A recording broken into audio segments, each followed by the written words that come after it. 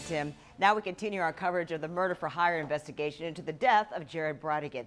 The First Coast father of four was shot and killed in Jacksonville Beach back in 2021 when he got out of the car to move a tire from the middle of the road. Now today, Brodigan's ex-wife Shanna Gardner was in court asking for bond on first-degree murder and conspiracy to commit murder charges. We learned more about Gardner's alleged plot to have Brodigan killed, details that we had never heard before. So the first person called to the stand was Detective Chris Johns with Jacksonville Beach Police Department. He walked through the early stages of the investigation and the details of the crime. He also gave more details about Henry Tenen and what he told investigators. Tenen is the man who has pleaded guilty since then to firing the fatal shots. He reportedly told Detective Johns the agreement was that he would kill Brodigan for $150,000 and that Fernandez and Gardner invest the money into an account in small amounts to not raise suspicions.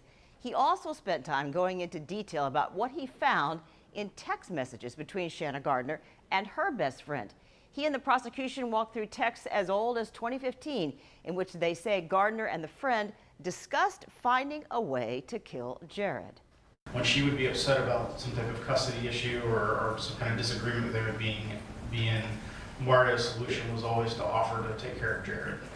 Now, defense attorney Jose Baez countered that Gardner and her friend spoke of killing in various conversations, but in a loose and joking manner, and the detectives did not have text messages or phone calls between Shanna Gardner and Henry Tenen. There is not a single text message between Shanna Gardner and Henry Tenen that exists anywhere on this earth, correct? No, I'm not aware of that. And of course, you never found any phone call records between Shanna Gardner and Henry Tenen at any point in time. That's Ever. correct.